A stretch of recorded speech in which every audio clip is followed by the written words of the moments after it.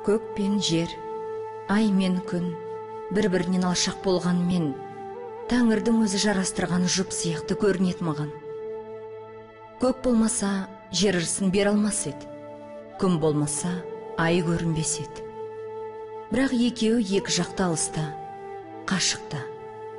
Екеуі де үнсіз, екеуі де тылсым, жұмбақ. Менің махаббатым аспан. Адам өмірге келгенде белгісіздіктен келеді ғой, қараңғылықтан келеді. Ал жарық дүниеге келгеннен кейін есін білген кезде адам аспанға қарайды. Мен аспанға ғашықпын осы күнге дейін. Далаға шығып жүремін, жұлдыздарға қараймын. Менің жазушы болуға себеп болған үлкен себептің бірі осы аспанға деген махаббатым. Менімен бірге кететін сезім ғой. Тарази өзгеден тағдыры да, болмысы да бөлек. Қазақлықтан көрі жаңашылдығы басым, өремен талғам әуелден сергек, тағдыры дара суреткер. Жазушы дегеннің ұғымның өзі менің ойымша Алланың нұры санаға берген. Екіншіден жазушыға тағдыр керек. Өмір баян дейміз, тағдыр. Түрлі кезеңдер, қиындықтар, бала күнінде атамның қолында жүргенде, нағашы әжемнің қолында жүргенде қазақтың ертегілерін өте көп білдім. Әкім Тарази жеңіл оқылатын суреткерге жатпайды. Тілі жатық, жеңіл оқылғанмен оястары жер қыртысы сияқты түрлі түсті қабаттың сырын аңғартады. Тарази оқырманын аямайды, оны ширықтырып барып, мойындатып болып, жалғыз өзін жарбасына отырғызып кетеді. Шығарманы оқып болғаннан кейін ұзақ уақытқа дейін өз-өзіне келе алмай қалатының бар. Өзгеге деген кекпен ала күш алып, өшпенділік оқырман санасын еріксіз оятады. Ал бүгінгі тәуелсіз әдебиетке керегі осы. Ұлттың оянуы. Андрей деген әңгімені мен Москвада жоғарғы кино курсында оқып жүрген кезде досым болды. Шын ол өмірде бар адамның. Оның әкесінің де атысы Андрейдің ішінде бар. Мен 32-ші жылғы аштыққа қарсы 2 шығарма жазған адам. Ал мынау менің басымнан кешкен оқиғам. Голощекин деген баяғы қазақты қырып берген адамдар емес пе?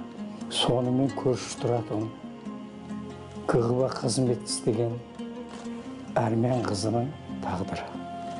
Соның көзімен Андрейді жаздым. Ол өзін-өзі асып өлтірді кейін. Әңгіменің арқауы сол. Қазақ халқына жасаған қиянатын өзін-өзі кешіре алмады. Мен үшін тақырып табу да қиын емес, жазу да қиын емес. Мен соңғы аспан айланып жерге түскен күн деген романды 92 күннің ішінде бітірдім. Күніне 2 бет жазып отырмын. 1 бет, 2 бет. Қанаттанам мен жазып жүрген кезде. Мен Түркістанның автономия болуын ойладым. Өйткені 4 құбыласы түгел мемлекет құруға әлі жете алмай жатырмыз. Біздің кадрларымызда тәжірибеміз де, әскеріміз де жетіспеді. Мен басқарған кезде Камал Смайылов деген керемет досым болды. Күндіз-түні бірге жүрдік екеуміз. Ол комитетті басқарды, мен киногерлер одағын басқардық. Басқалар ай түсіп кетеді мұндай жағда. Билікте 2 адам басы бірікпейді ғой. Ортамызда бір киностудия оған қызғанышпен қарайды. Екеуміз сондай достығымыз сондай таза болды. Екеуміз күндіз-түні бірге жүрдік. Сол екеуміз басқарып жүрген кезде мен бұны газеттерде бірнеше рет айттым. Қазақ киносының ең өркендеген кезі болды. Қыз жібекте сол кезде шықты. Атаманның ақыры да сол кезде шықты. Менің атым Қожада сол кезде шықты. Барлық іліп аларлық көркем фильмдердің бәрі сол кезде шықты. Ұққаным есейгенге доста азаяды. есейген жан досқа мұқтажда болмайды. Таңдап сүйген жалғыздығы асау жүйрікте ешкімді маңайлата бермей жанталасады. Өзімен өзі болғысы келіп, өз жан өзі бір сәт үйіп тыңдағысы келіп, оңаша қалғанды қалайды. Жылқы үйірінен адасқанда кең даланың төсін айырып, ұшқан құстай желіп бара жатпай ма?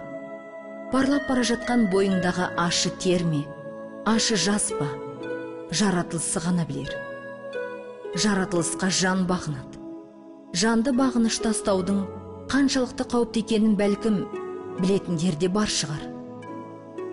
Жан жаратылысқа бағынбаса, жарылып тынады. Жан жарылса, бұл жалғанда пенденің тұрағы қалмас.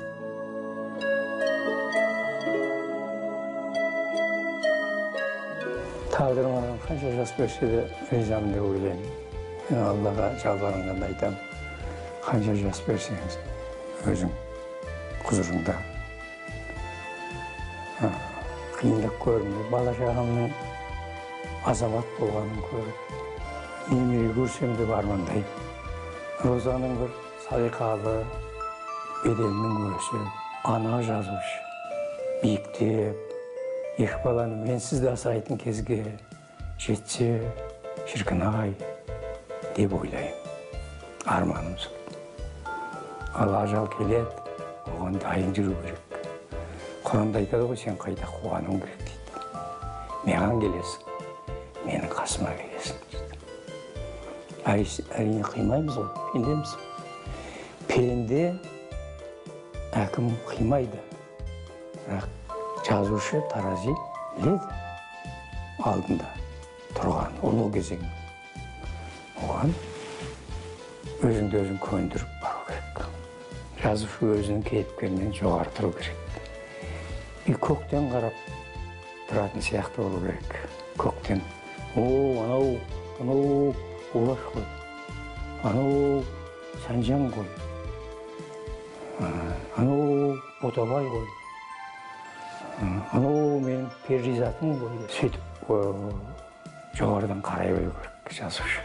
Биіктен, бұлттың ар жағынан, көк аспаннан қарай білу керек деп ойлаймын. Ен жұртта айға қарап отырып, жаны ұлайтын суреткерлер қатарына таразиды қойырым. Жанын аяп, жалтақтап өмірдің жайлы тұсын, ыңғайлы жолын аңдып, тағдырдың сүрлеуінен бойын алып қашып көрмеген әкім, өз басына түскен қиындықтың бәрін жеңе білді. Мен оның адами тұрғыдан да, суреткерлік тұрғыдан да батыл, әділдігіне, батырлығына тәнтімін. Бұл менің таразиым. Қазақ әдебиеті 2013 жыл Роза Мұқанованың жазбасынан.